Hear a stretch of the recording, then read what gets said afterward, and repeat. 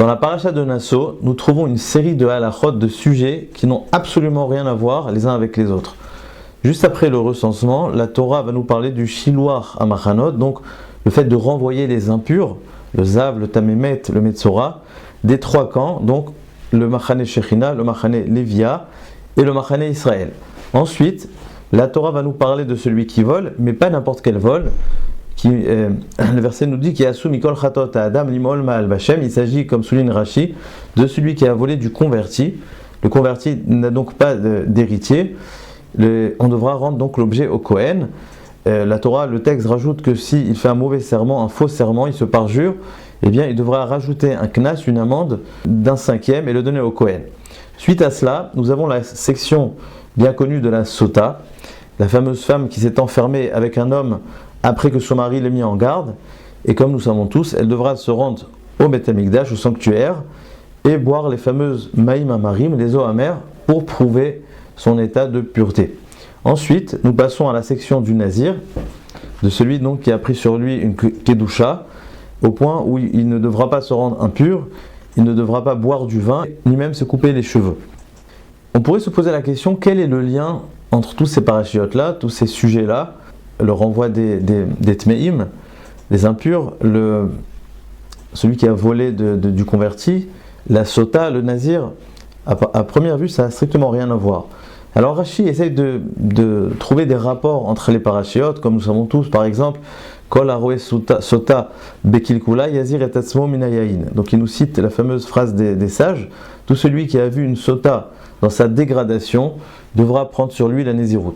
Et Rashi nous cite d'autres rapports entre les parachiotes, mais j'aimerais peut-être trouver un fil conducteur entre l'ensemble de toutes ces parachiotes-là de la paracha de Nasso, et on pourrait résumer en un mot. Nous voyons ici en réalité la place centrale du Kohen au sein même du peuple. On pourrait voir le Kohen Gadol, le Kohen en général, comme totalement séparé, restreint dans le Mikdash, dans le sanctuaire, qui n'a rien à voir à la vie profane, à la réalité du peuple, à la vie normale.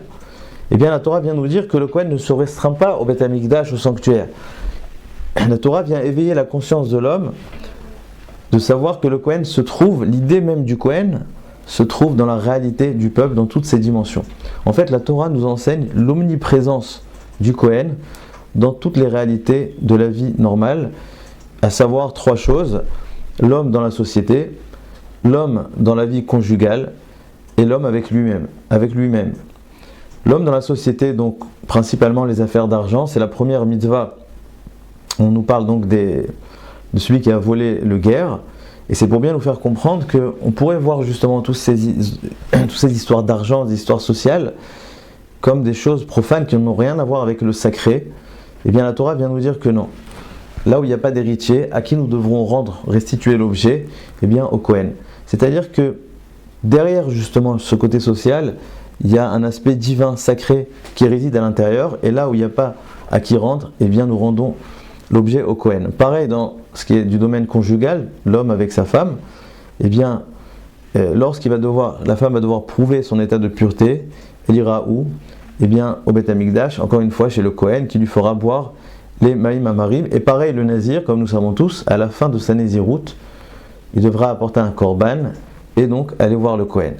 Donc on voit que la Torah vient justement nous faire comprendre que le Kohen, c'est pas juste une idée de Mikdash, de sanctuaire, qui est exclu du peuple, mais au contraire, dans la vie de tous les jours, dans la vie du quotidien, nous devons avoir cette conscience-là de l'importance du Kohen. Nous devons bien comprendre qu'il y a une divinité qui se cache derrière la réalité, que ce soit sociale, que ce soit dans la maison, dans l'homme et sa femme, que ce soit dans l'homme avec lui-même. Je pense que c'est peut-être ça l'introduction de la Torah qui nous parle du renvoi des impurs des machanot, car nous avons trois machanot. Au cœur, il y avait le machane Shrina, là où il y a le Beth Amikdash, donc par excellence le lieu saint, le lieu de la Kedusha. Ensuite, le machane Lévia et le machane Israël. Le moins kadosh, si on peut dire, c'est le machane Israël, mais il a également une Kedusha, puisque nous voyons que le Metzora était pourchassé de ce machane-là, donc il a une Kedusha. Et on pourrait poser la question, d'où provient cette Kedusha? Eh bien la réponse est du machane Shechina. C'est-à-dire que le machane Shechina, c'est lui qui est à l'origine de toutes les Kedushot. Simplement, il y a une forme de hiérarchie. Plus on s'éloigne, moins c'est kadosh, Mais l'idée, c'est de bien comprendre que malgré la distance, malgré la géographie, eh bien, il y a toujours cette Kedusha-là, car l'idée, c'est justement de reprendre cette Kedusha qui est dans le Mikdash et la diffuser bien au-delà. Ça, c'est donc le renvoi des Machanot. Et peut-être, on pourrait conclure que c'est pas pour rien qu'après ces parachiotes-là, juste après, qu'est-ce que nous trouvons comme paracha? Eh bien, la Birkat Kohanim. Donc, c'est la beracha que les Kohanim vont prononcer au peuple. Et encore une fois, dans cette beracha, nous voyons trois psukim, peut-être en allusion aux trois aspects que nous avons vus, le social, le domaine conjugal et l'homme avec lui-même. Yavarecha Hashem veish marecha, qu'il te garde.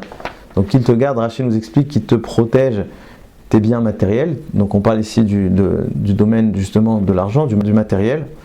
Ensuite, il y a Virchuneka, qui te fasse grâce, et nous savons que la grâce, c'est ce qui maintient le shalom dans le couple, ce qui crée l'amour, comme le verset d'ailleurs nous dit dans Sefer Devarim, Vaya imlo timtzachen be'enav, si l'homme et sa femme ne trouvent pas grâce mutuellement, eh bien la suite c'est V'chatabla sefer kritout, il y aura le divorce. C'est-à-dire que pour maintenir le shalom, l'amour dans le couple, nous avons besoin de cette grâce, de ce Virchuneka.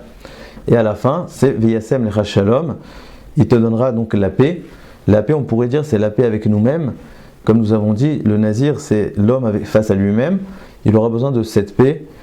Et on comprend donc, à travers cette paracha, que derrière la vie de tous les jours, derrière le quotidien, dans n'importe quel domaine qu'il soit, eh bien, il y a une dimension sacrée, il y a de la divinité, et à nous de la trouver, de la ressentir dans la vie de tous les jours. Shabbat Shalom.